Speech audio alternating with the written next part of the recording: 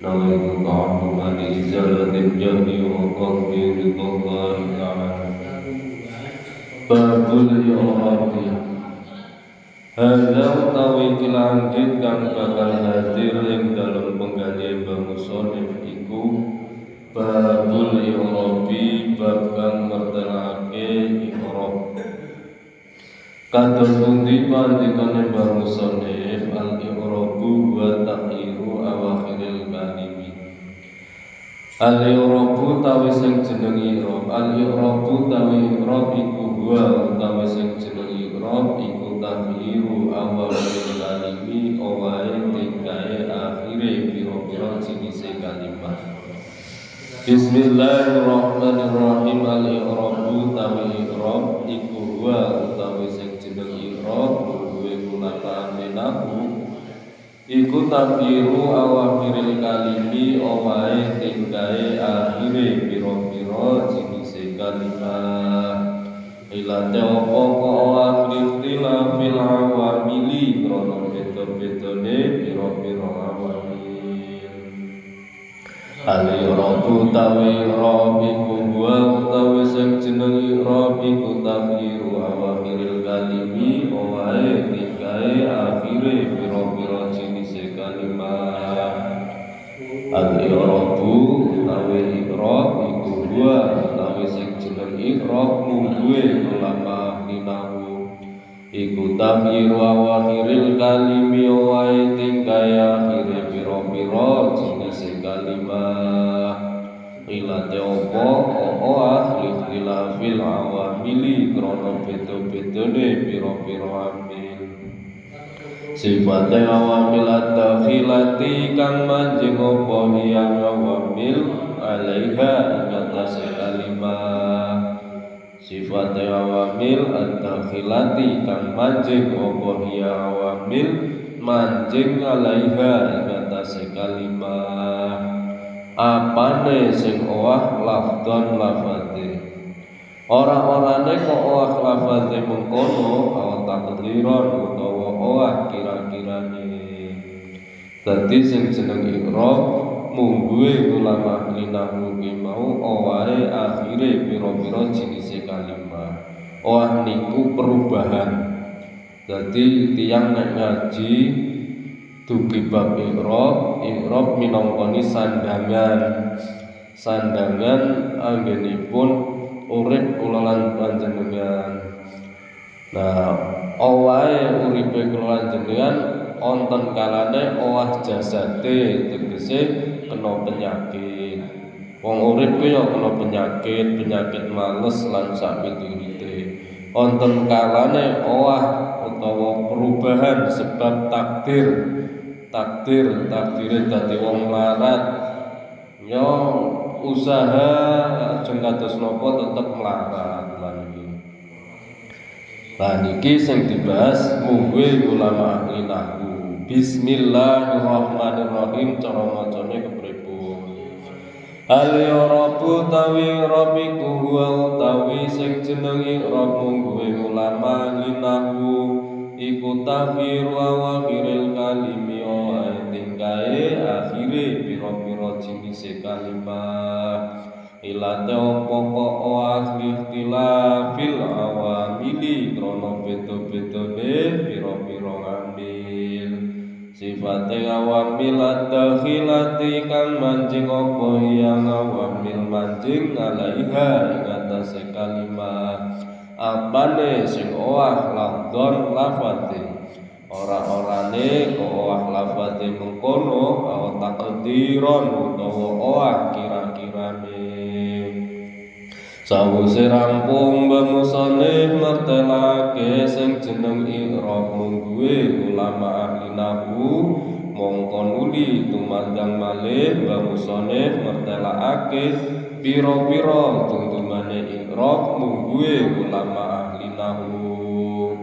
Wa aqsamuhu tapi utawi pira-pira tuntumane i'rab iku arbatun ana papat, di rupane papat, rofngun sawiji rof rofa. wa nasbun lan kaping pindhone i'rab nasab, wa khafdun lan kaping telune i'rab jar, wa jazmun lan kaping papate i'rab jazm. Samongso-mongso dundumane i'rab mungguhe ulama linahu kuwi mau ana papat falil asma'i mongko iku tetep kaduwe i'rabe pira-pira kalimah isim min zalika setengah saking mengkono-mengkono jenise i'rab papat arrafmu utawi i'rab rafa. Wan nasbu lan ka i'rab nasab wal khafdu lan i'rab jar wala jazma lan ora ana sawiji-wijiya jinis i'rab jazm iku maujud ora maujud nang di fiha ing dalem jinise i'rabe pira-pira kalimah isim. Sawise rampung musannif mertelake sing jeneng pira-pira i'rabe kalimah isim mongko nuli tumandang malih musannif mertelake sing jeneng i'rabe pira-pira kalimah fi'il dipun pertelake kelawan pandika walil af'ali lan iku tetep kaduwe i'rabe pira-pira kalimah fi'il min zalika saking mengkono-mengkono jenis i'rab papat arrafmu utawi i'rab rafa wan nasbu lan i'rab nasab wal jazmu lan i'rab jazm wala khafdhu lan ora ana sawiji-wijiya jenis i'rab jar iku maujud wala khafdhu lan ora ana sawiji-wijiya jenis i'rab jar iku maujud ora maujud nang di fiha ing dalem jenis i'rab pira-pira kalimah fi'il. Hadza babu ma'rifati alamatil i'rabi. Hadza utawi kila anggit kang bakal hadir ing dalem penggalihe Mbah Musonif iku babu ma'rifati alamatil i'rabi bab kang ngaweruhi pira-pira tengere i'rab. Nah tengere i'rab napa? Lirrafni arba'u alamatin. Hadza utawi kilanggit kang bakal hadir ing dalem penggalihe Mbah Musonif iku babu ma'rifati alamatil i'rabi bab kang ngaweruhi pira-pira tengere i'rab. Kados pundi pandikane Mbah Musonif lirrafni iku tetep kaduwe i'rab rafa arba'u alamatin utawi ana papat pira-pira tetenger. Endi rupane papat ad-dhammatu sawiji dhammah wal wawu lan kaping pindhone wawu wal alifu lan kaping telune alif wan nunu lan kaping papate nun i'rab rafa. Rafa niku tengere pertama ngangge dhammah. I'rab rafa niku artine perkara kang luhur. Tiyang ingkang gadhahi derajat luhur niku tengere ngangge dhammah. Dhammah niku wonten dhuwur sandangan. Artine dhammah niku ngumpulaken. Dhammah niku artine ngumpulaken. Lah tiyang nek pun dipun tutake utawa diikuti orang banyak niku lakune kudu duwe lakon ngalah ngapes ngasor ngagungake tiyang sanes. Dhammah artine ngumpulaken lan kula lan jenengan kedunungan sifat mulya sebab duweni tenger dhammah saged ngumpulake tiyang kathah. Sasampunipun saged ngumpulaken tiyang kathah kedah dados contoh nggadhahi lakon ngalah ngapes ngasor ngagungake tiyang sanes niku dhammah. Ngalah senajan menang ya wis perkara sing dadosaken masalah napa kemawon ngalah mawon, mboten usah petentengan, mboten usah sok-sokan pun ngalah mawon. Terus ngapes lakone niku nggih duh Gusti kula mboten saged napa-napa Kula sampun dados golonganipun tiyang ingkang ahli maksiat, ahli tinggal salat, ahli ingkar janji. Amargi mekaten kula mung pengin panjenengan kersa nampi taubatipun kula kados dene tiyang-tiyang ingkang panjenengan tampi taubate, utawa kula mung pengin panjenengan kersa nampi taubatipun kula kados dene panjenengan nampi taubatipun para kekasih panjenengan. Niki dhammah mengumpulkan. Dadi wong sing duweni derajat luhur ngumpulaken tiyang niku saking gampange.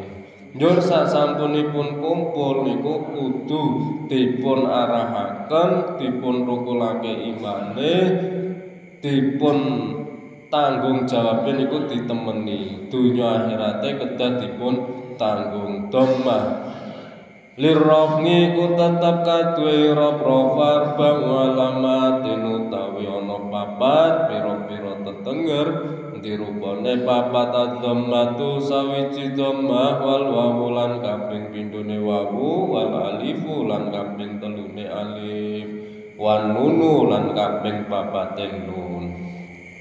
Samangsa tengere rof-rofa kuwi mau ana papat fa ammaz dhammatu mongko anapun utawi pertelane dhammah iku fatakunu mongko ana apa ya dhammah ana iku ngalamatan dadi tetenger. Fa ammaz dhammatu mongko anapun utawi pertelane dhammah ule dadi tetenger kadhe rof-rofa iku fatakunu mongko ana apa ya dhammah ule dadi tetenger kaduwe rof-rofa ana iku ngalamatan dadi tetenger. Nengeri rofngi kaduwe rof-rofa nanti dhammah ule dadi tetenger kaduwe rof-rofa fi arba'ati mawadhi'a manggon ing dalem papat pira-pira panggonan. Dirupane papat fil ismil mufradi sawiji manggon ing dalem isim mufrad. Isim mufrad niku kata benda sing tunggal. Menungso rijalun niku wong lanang siji. Ar-rijalu rijalun wong lanang siji. Masjidun masjid siji. Masajidun masjid katalan niki rafa manggon ing dalem i'rab rafa niku sewiji dadi tenger ing dalem isim mufrad. Siji menungso siji jenenge sapa? Hamid utawa Hindun niki siji. Lah niki manggon ing dalem papat pira-pira panggonan. Fil ismil mufradi sawiji manggon ing dalem isim mufrad. Wajam ngitaksiri lan kaping pindhone dhammah ule dadi tetenger kadhe rof-rofa manggon ing dalem jamak taksir. Jamak taksir niku wong akeh sing pecah. Kumpulane wong akeh ning taksir pecah, mboten teraturan. Duwe kumpulan duwe jamaah kok taksir niki perpecahan. Angel kumpule, senajan kumpule wong 50 dugi kenyataane wong 10 utawa wong 3 sing kumpul. Nah niki dhammah oleh dadi tetenger kadhe rof-rofa manggon ing dalem isim mufrad sing kaping kalih manggon ing dalem jamak taksir. Niku perkumpulan sing pecah. Senajan ngomongnya 100 ning nyatane niku bisa wonten mung 10. Niki sebab napa perselisihan jamak taksir niku jamak sing pecah. Pecah pikirane, pecah uteke. Kumpul ngaji niki mung nggih alasan. Cekang omah niate ngaji ning ternyata mung arep utang karo kiyaine. Lah niki melu perkumpulan ngaji pengen ilang susahe ruwete kalih keluarga ujung-ujunge mung pengen utang kalih kiyaine. Niki jamak taksir. Wong ngaji jamaah kok sifate jamak taksir niku isine wong ruwet kabeh. Oleh dugi wonten majelis ngilmu niku mung beto kebutuhan ekonomi, boten krana areh takwa. Lah pecah pikirane uteke dipun blatungi, uteke niku isine tai, sebab napa boten ikhlas atine. Wong kok uteke goblok atine, goblok prilakune. Lah niki angel diarahaken imane. Wonten tiyang sing cerdas uteke ning goblok atine, goblok prilakune. Niki kathah. Bisa ngaji ning boten saged tukul imane, boten saged damel prilaku sing sae. Niki kathah. Zaman akhir niku kathah tiyang sing mung pinter uteke, cerdas uteke ning sufaha qalbah. Atine bodoh, prilakune bodoh. Wonten tiyang sing goblok uteke, atine cerdas, prilakune cerdas. Lah niki mung anane nyambet gawe lillahi ta'ala. Niku atine cerdas. Mboten butuh napa-napa sebab ra usah kaken mikir, sing penting manut, netepi iman, nderekake Kanjeng Nabi Muhammad sallallahu alaihi wasallam. Niki jamak taksir, hati-hati zaman akhir niku kathah perkumpulan jamaah mujahadah saklintune isine pikirane sami boten wonten manekung manembah dhateng Gusti Allah. Intine kumpul-kumpul mung damel perselisihan. Kumpul-kumpul mung rembugan partai, kumpul-kumpul mung rembugan sing boten jelas. Niki jamak taksir akhir zaman, kathah perkumpulan sing boten jelas. Wa jamil muannasi salimi lan kaping telune doma ule dadi tetenger kadue rofa manggon ing dalem jamak muannas salim. Domah niku perkumpulan sing dadosaken kula lanjenengan luhur derajate. Manggon wonten kumpulane wong wadon. Manggon wonten kumpulane wong wedok lan niki. Wanita muslimat. Saniki kathah tiang-tiang kumpul mung rembugan arisan muslimatan lan niki. Wa jamil muannasi salimilan kaping telune domaule dadi tetenger katue rofa manggon ing dalem jamak muannas salim. Kumpulane wong wadon ning wong wadon niku sing dadekaken slamet.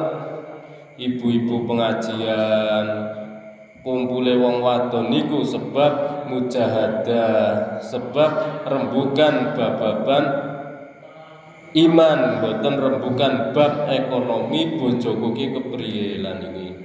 Dadi domah manggon ing dalem jamak muannas salim.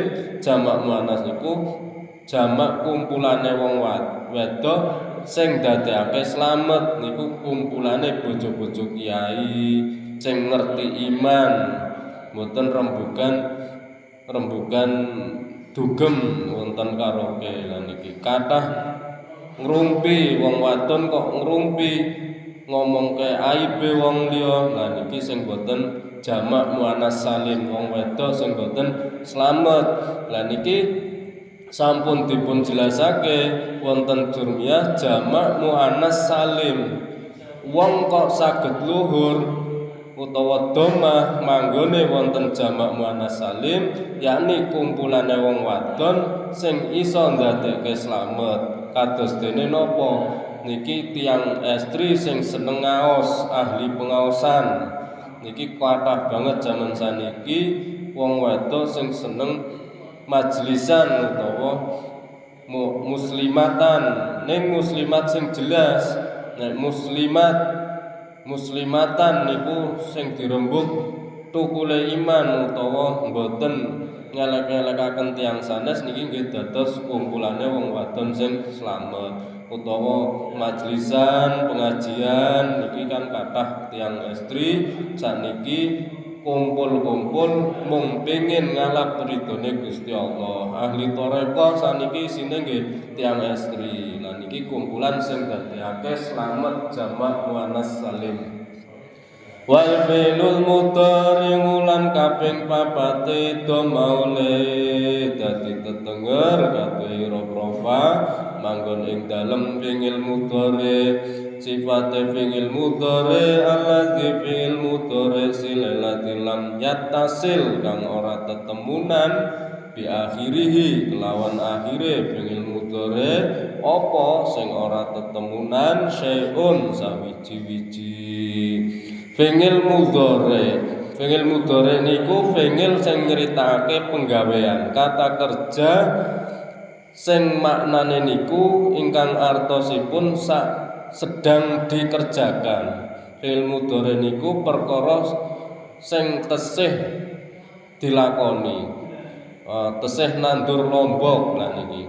Pekerjaan sing lagi dipun lampahi niki fi'il mudhari. Napa sing dipun lampahi nggih saontene mangan saontene niku nrimo ampun wonten embel-embele lah ngaji engko dadine apa lah niki embel-embele ning fi'il mudhari niku perkawis sing sek lagi dipun lampahi pekerjaan yang sedang dikerjakan niki ndadekake slamet ndadekake luhur derajate asal ampun dipun embel-embeli engko se kepriye ngoten iki mun kantun dipun lampahi mawon wonten pondok nggih umume teng pondok ngaji ora usah mikir warna-warna kabeh pun wonten sing ngatur niki pekerjaan yang sedang dilakukan tanpa lam yatasil bi akhirihi syai'un. Dadi aja mikir engko ketemune si kepriye lah niki. Nek nganggo motor, numpak motor nggih fokus wonten motor, nyopir nggih fokus nyopir. Niki ampun wonten embel-embele lam yatasil bi akhirihi syai'un. Sawise rampung bamusane mertelake tomahule dadi tetenger katira profa mongko nuli tumandang malih bamusane mertelake wabu ule dadi tetenger katira profa dipun pertelake kelawan pandika amal wabulan anapun utawi pertelane wabu ule dadi tetenger katira profa iku fatakunu mengkono pohya wawu le dadi tetenger katira profa dadi iku alamatan dadi tetenger nengeri lirofi katira profa wamal wawu la tapine anapun utawi pertelane wawu le dadi tetenger katira profa iku fatakunu mengkono pohya wawu le dadi tetenger katira profa ana iku ngalamatan dadi tetenger nengeri lirofi katira profa nanti wawu le dadi tetenger katira profa fi maudhi'ain manggon ing dalem rong panggonan dirupane loro fi jamil mudzakkari salimi sawiji manggon ing dalem jamak mudzakkar salim wa fil asmail khamsati lan kaping pindhone dhamma wawu le dadi tetenger katira profa manggon ing dalem pira-pira isim kang 5 wahia utawi sing jeneng asmaul khamsah iku abuka sawiji lafal abuka wa hukalan lafal ahuka wa hamuka lan lafal hamuka wa fukalan lafal fuka wa dumalin lan lafal dumalin haza utawi iki iku abuka bapak nira hadza utawi iki ku akhuka sedulur lanang nira wa hadza utawi iki ku hamuka ya wa hadza utawi iki iku hamuka tutuk nira hadza utawi iki ku abuka bapak nira wa hadza tapi utawi iki ku akhuka sedulur lanang nira wa hadza utawi iki ku hamuka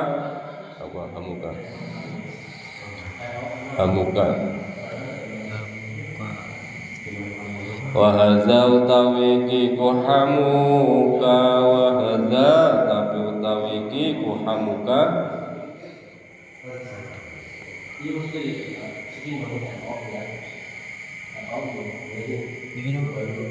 kamu lan kaping telune lapat hamuka apa artine lan kaping telune lapat hamuka Hadza utawi iki ku abuka bapak nira hadza utawi iki ku afuka sedulur lanang nira hamuka wa fuka wa hadza utawi iki ku fuka tutuk nira wa hadza utawi iki ku dumalin wong kang duweni bondo. Dadi kepengin duweni bondo siji bapak dulur paman.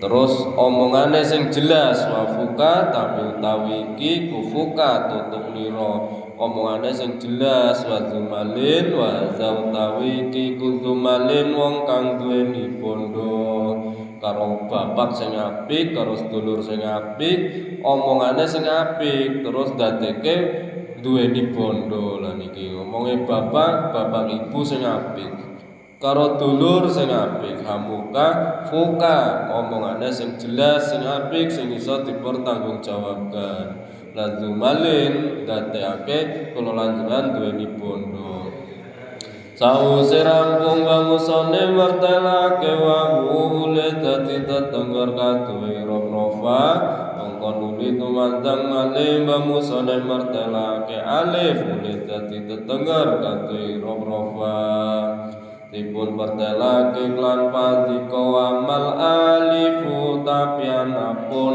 utawi pertelane alif ule dadi tetenger kadhe rofa iku fatakunu mengkono ya alif ule dadi tetenger kadhe rofa ana iku alamatan dadi tetenger ngeri lirofi kadhe rofa nanti alif ule dadi tetenger kadhe rofa fitas niatil asma'i manggon ing dalem isim tasniyah manggon ing dalem isim kang den tasniyahake Alhusu nertentoake sapa ingsun ing alif ule dadi tetenger kadhe rofa manggon ing dalem isim kang den tasniyahake khosotan kelawan nertentoake temenan wong alif niku huruf ngilat huruf penyakit alif niku naminipun huruf penyakit modele alif niku mboten saged gandeng kancane geleme digandeng lan iki wonten tiyang kok model alif niku senenge yo ngrepotke wong mawon lan niku senenge digandeng isane digandeng nek alif lempeng lan niku prilakune istiqomah ning alif niku huruf ngilat sebab dadi huruf ngilat uripe kudu digandeng karo kancane kathah jaman saniki wong urip kok melu kancan niku nek kon usaha dhewe mboten saged wa manunu sawise rampung wangusane mertelake alif ule dadi tetenger kadhe rofa wong kon nuli tumandang malih wangusane mertelake nun ule dadi tetenger kadhe rofa dipun pertelake klan pandika wa ammanu nulatapine anapun utawi pertelane nun ule dadi tetenger kadhe rofa iku fatakunu mengkono kaya nun ule dadi tetenger kadhe rofa ana iku alamatan dadi tetenger nengeri lirafngi kadhe rofa nanti nonole dadi tetenger kadhe rofa fil fi'lil mudhari iso wiji manggon ing dalem fi'il mudhari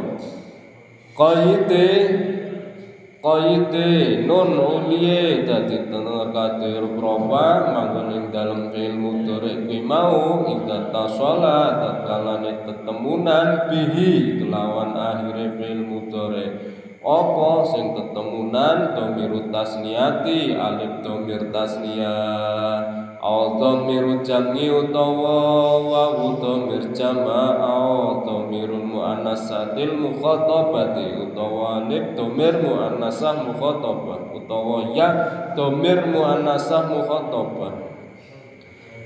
Faman nunu tapi anapun utawi pertelane nunu le dadi tetenger kadhe rofa iku fatakunu mengkono ya nun uliye dadi tetenger kadhe rofa ana iku alamatan dadi tetenger nengeri lirofi kadhe rofa nanti nun oleh dadi tetenger kadhe rofa bil fi'lil mudhari manggon ing dalem fi'il mudhari qayyid data salatat kalane tetemunan bi iklawan akhire fi'il mudhari apa dhamir tasniyati alif dhamir tasniyah aw dhamir jam'i utawa wawu dhamir jama' aw dhamirul muannatsatil mukhatabati utawa ya dhamir muannasah mukhatabah. Al-Fatihah. أعوذ بالله من الشيطان الرجيم بسم الله الرحمن الرحيم الحمد لله رب العالمين الرحمن الرحيم مالك يوم الدين إياك نعبد وإياك نستعين اهدنا الصراط المستقيم صراط الذين أنعمت عليهم غير المغضوب عليهم ولا الضالين رب اغفر لي ولوالدي وللمؤمنين آمين.